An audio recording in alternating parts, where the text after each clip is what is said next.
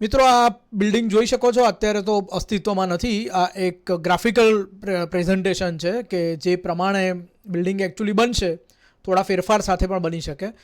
પરંતુ આ રિવરફ્રન્ટ પર, અમદાવાદના સાબરમતી રિવરફ્રન્ટ પર ધીસ વિલ કમ અપ, આ આવશે.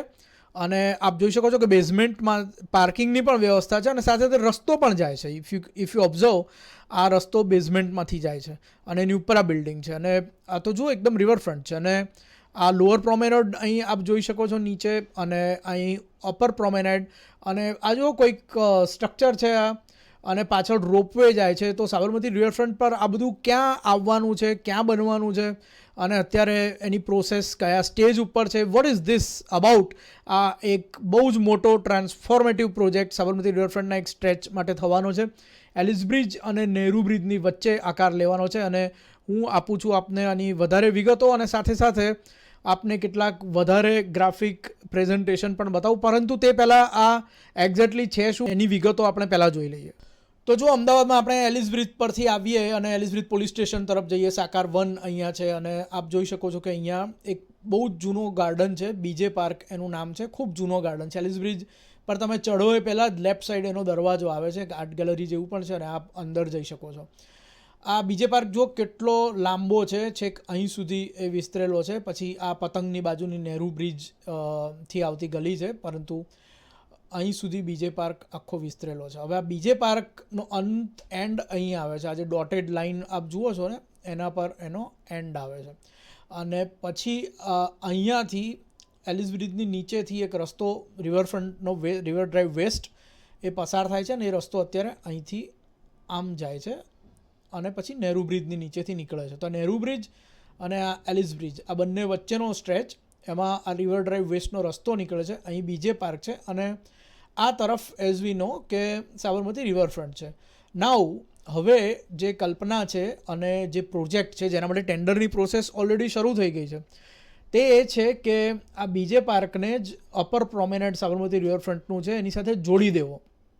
એટલે એક વિશાળ હરિયાળી જગ્યા ઊભી થાય. અને એઝ વી નો કે આ બાજુ તો એલિસ બ્રિજની આ તરફ તો ફ્લાવર પાર્ક છે, અને પછી ઇવેન્ટ ગ્રાઉન્ડ છે. સો છેક સુધી હરિયાળી છે, અને છેક સરદાર બ્રિજ સુધી. અને આ એલિસ બ્રિજ નીચેથી એનું કન્ટિન્યુએશન કરી અને આ આખો એરિયા તો ગ્રીન તરીકે તો ડેવલપ થાય જ, બધા સેવિયરીઝ એટલે કે ખાણીપીણીની જગ્યાઓ ઊભી થાય, સ્કલ્પચર પાર્ક ઊભો થાય, તે સાથે કલ્ચર ગ્રાઉન્ડ ઊભું થાય. આ બધું ઘણું બધું ઊભું અહીંયા નવું કરવાનું છે. અને એ અપર પ્રોમેનેડ ઉપર તો થશે જ એલિસ બ્રિજ અને નહેરુ બ્રિજની વચ્ચે, પરંતુ એને આ બીજે પાર્ક સાથે જોડી દેવામાં આવશે, જેની વચ્ચેથી રસ્તો નીકળે છે અત્યારે. હવે જે વચ્ચે રસ્તો નીકળે છે એનું શું કરવું? તો એ રસ્તાને અંડરગ્રાઉન્ડ કરી દેવામાં આવશે. એનું ટનેલ જેવું સ્ટ્રક્ચર થઈ જશે. એટલે રસ્તો નીચેથી જશે, ઉપરથી અપર પ્રોમેનેડ અને આ બીજે પાર્કને જોડી દેવામાં આવશે. રિવર ડ્રાઈવ વેસ્ટનો રસ્તો આની નીચેથી જશે, નીચેથી જઈ અને આ ટનેલ સ્ટ્રક્ચરમાંથી અહીં બહાર આવશે નહેરુ બ્રિજની જસ્ટ પહેલાં. એટલે આટલી જગ્યામાં એક ટનેલ ઊભી થશે. અપર પ્રોમેનેડ અને બીજે પાર્ક જોડાઈ જશે, અને જોડાઈ જશે તો એની ઉપર જે એક્સ્ટ્રા જમીન મળશે, કારણ કે રસ્તો અંડરગ્રાઉન્ડ થશે, એટલે રસ્તાની ઉપર આખું કવર થઈ જશે. તો એ જમીન ઉપર આજે આપ વ્હાઇટ સ્પેસીસ જોઈ રહ્યા છો, ત્યાં કેફેટેરિયાઝ આવશે, ત્યાં ખાણીપીણીની શોપ્સ આવશે, અને પ્લસ કેટલીક ચીજ વસ્તુઓની વેચવાની શોપ્સ પણ આવી શકે, પણ એ આને રિલેટેડ હોય, જે કોમ્પ્લિમેન્ટ કરતો હોય આખી થીમને.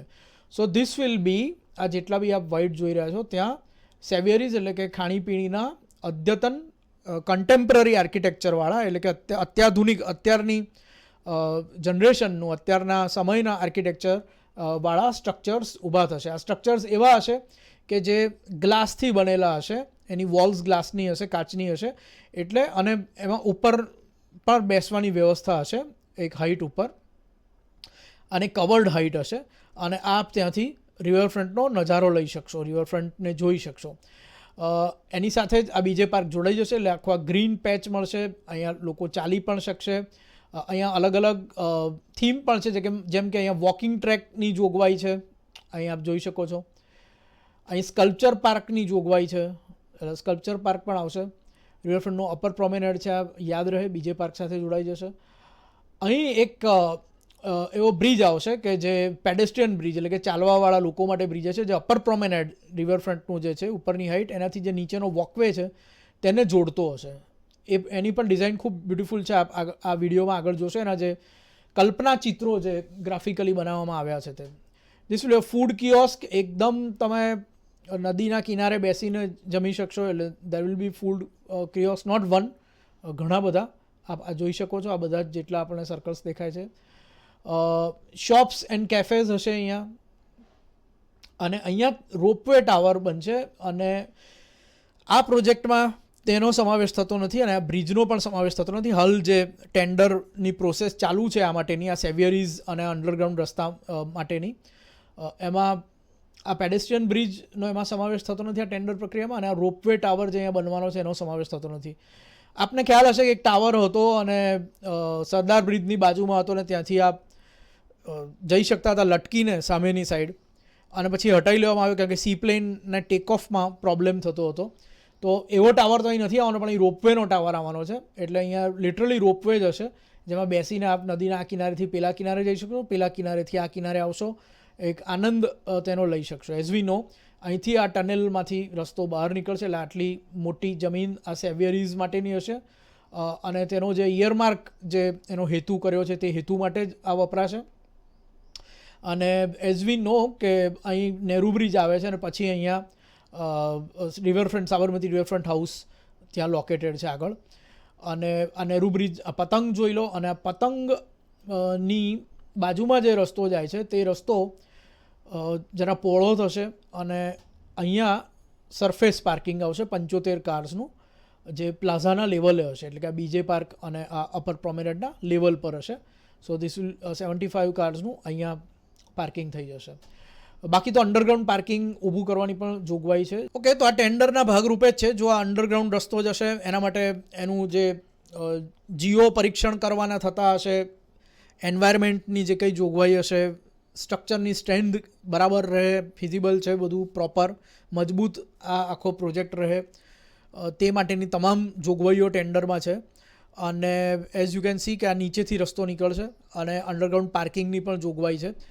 એટલે ઘણા બધા વ્હીકલ્સ અંદર પાર્ક થઈ શકે તેની જોગવાઈ છે. કારણ કે આ સેવેરી ડિસ્ટ્રિક્ટમાં ખૂબ મોટી સંખ્યામાં લોકો આવશે, આવા અનેક સ્ટ્રક્ચર્સ હશે, આપણે આગળ જોઈએ એટલા માટે. This is as we know riverfront, river side walk and sitting area, lower promenade આ Sabarmati river, plaza at building level, 17 metres wide underpass, 17 મીટરનો અંડરપાસ થશે.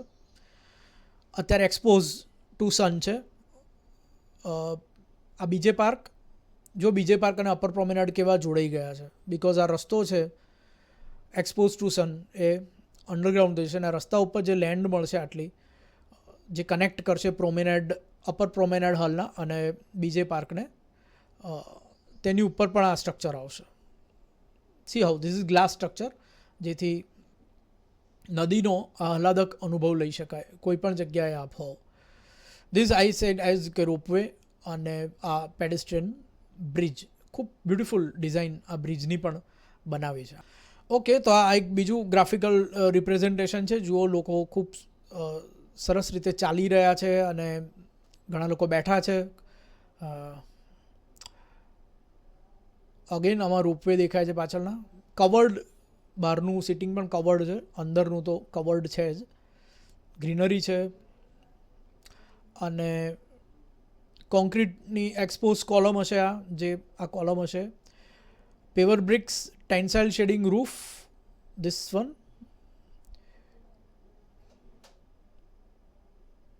ઇન્સ્યુલેટેડ રૂફ, યા વુડન ડેક, જેને એકદમ અપસ્કેલ અને મોડર્ન લુક આપશે. Tensile pergola shading, this one. Textured sitting in civil with top flame finish stone. બધા specification આ ટેન્ડરમાં properly આપવામાં આવ્યા છે. Okay, this is another photograph કે આ આખો જે ડિસ્ટ્રિક્ટ બનવાનો છે એ કેવો હશે. ટેન્ડરમાં આ ટર્મ લખવામાં આવી છે, district.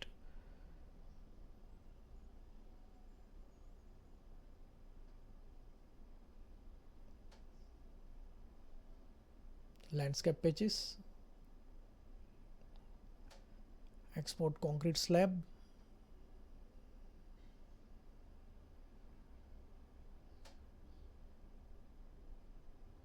so this is graphical representation. એક સમયે અમે વાઇબ્રન્ટ ગુજરાત સમિટમાં જતા હતા વર્ષો પહેલાં, અર્લી 2000s થી 2010 સુધીની એડિશન્સમાં. ત્યારે સાબરમતી રિવરફ્રન્ટ તૈયાર નહોતો થયો, પરંતુ અમે આ રીતે તેના ગ્રાફિકલ પ્રેઝન્ટેશન્સ જોતા હતા. અનધર પિક્ચર કે કેવું તૈયાર થશે. આર્ટ ઇન્સ્ટોલેશન્સ એટ બીજે પાર્ક. હજુ આ બીજે પાર્ક અપર પ્રોમિનાડ સાથે કેવો જોડાઈ ગયો. બીજે પાર્કની આ લોન છે જે અત્યારે એક્ઝિસ્ટિંગ છે. પેવર બ્લોક્સ, નીચેથી રસ્તો જશે આના. ટફન glass fascias, aluminium frames, facade, યા backlit signage for shops and restaurants. Backlit LED જેવી સ્ક્રીન જેવી signages. So everything is very well specified.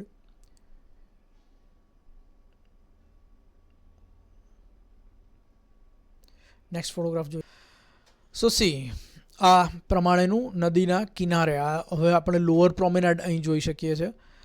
આ લોઅર પ્રોમેનાડ છે, આ અપર પ્રોમેનાડ છે, અને એના ઉપર આ રીતે. આ થીમનું રીઝન એ છે, એની પાછળનું તાત્પર્ય એ છે કે પારદર્શક હોય, જેથી કોઈ પણ વ્યક્તિ ક્યાંય પણ બેઠો હોય અને નદીનો સીન દેખાય, નદીનું દ્રશ્ય દેખાય, સુંદરતમ સાબરમતી રિવરફ્રન્ટ દેખાય. So this is one more graphical representation of what is going to come up.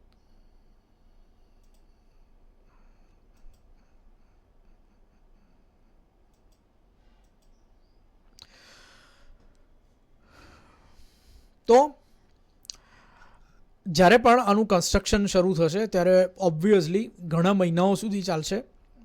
ટેન્ડરની process advance stage પર પહોંચશે, ટેન્ડર એવોર્ડ થશે, બધા પરીક્ષણો થશે, અને પછી જ્યારે એકચ્યુઅલ કામ શરૂ થશે ત્યારે in all possibilities Nehru bridge અને એલિસ બ્રિજ વચ્ચેનો જે આ રસ્તો છે તે ઘણા મહિનાઓ સુધી પણ બંધ રહી શકે છે.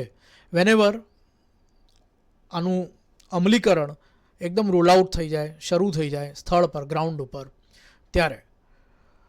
અને એક આ ટ્રાન્સફોર્મેટિવ પ્રોજેક્ટ બની જશે રિવરફ્રન્ટના આ વિસ્તાર માટે, કારણ કે આખો રસ્તો જે અત્યારે એક્સપોઝ ટુ સન છે, ખુલ્લો છે, એ આખો જ ટનેલ થઈ જશે. એની ઉપરના ભાગમાં જે આ જમીન રિક્લેમ થશે તેનાથી સાબરમતી રિવરફ્રન્ટનો અપર પ્રોમેનેડ અને હાલનો એક્ઝિસ્ટિંગ બીજે પાર્ક જોડાઈ જશે મેઇનલેન્ડનો, અને ત્યાર પછી તેના ઉપર આ તમામ સ્ટ્રક્ચર્સ અમલમાં આવશે.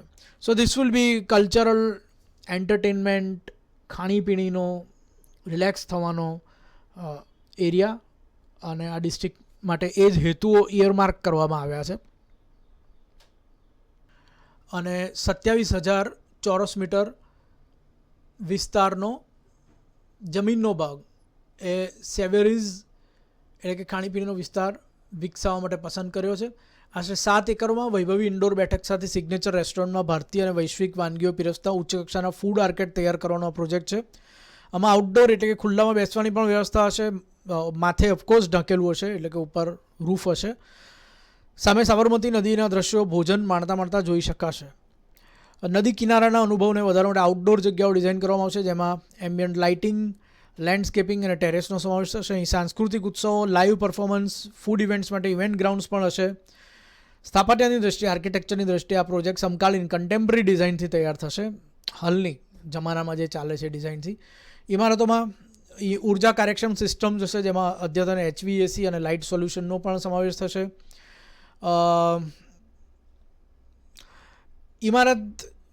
ઇમારત વિકાસની અનુમતિ પાત્ર એટલે પરમિટેડ હાઇટ લગભગ 20 મીટરની રહેશે. ફૂટપ્રિન્ટ વિસ્તાર પરનો વિકાસ mix use, entertainment, restaurant, food court, મનોરંજન અને રમતગમત ઝોનનું મિશ્રણ. આ જ બાંધકામ માટે આ એરિયા ઇયરમાર્ક છે, રિસ્ટ્રિક્ટેડ છે, બાકી બીજું કંઈ ના થઈ શકે. લગભગ 18,900 ચોરસ મીટરનો બિલ્ટઅપ એરિયા હશે. This project includes detailed geotechnical investigations, excavations and soil stabilization to ensure structural integrity and safety.